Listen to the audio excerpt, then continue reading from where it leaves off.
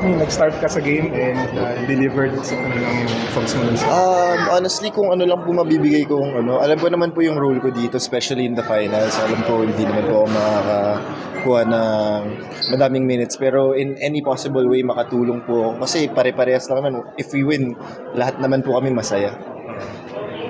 Yung fourth quarter ng game 1 kasi parang doon din nag-connect yung mga tira mo eh. So you feel like dahil doon sa fourth na yun, you earned your way to starting. Honestly, yung trust lang po na binibigay sa akin ng mga coaching staff at saka si Boss Al ini-encourage ako parati.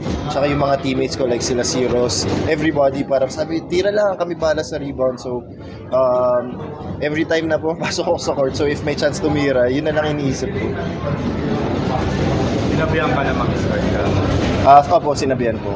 Ano lang tingin mo sa series now that tabla na, thanks to yung start mo na... Syempre, I mean, kita nyo naman, ayaw di nag-give up yung talk and text. So I'm pretty sure it's gonna be a long series.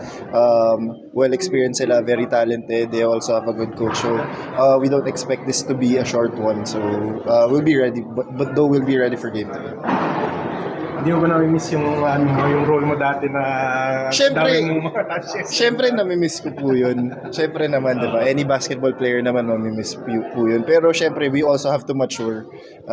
I have to mature my game also. Kasi we all know naman na grabe yung lalim ng bench namin. Even nga si Jeron, di na nga nakakalaro. And we all know ano kaya niyang gawin. So, who am I naman to complain, diba? Thank you po.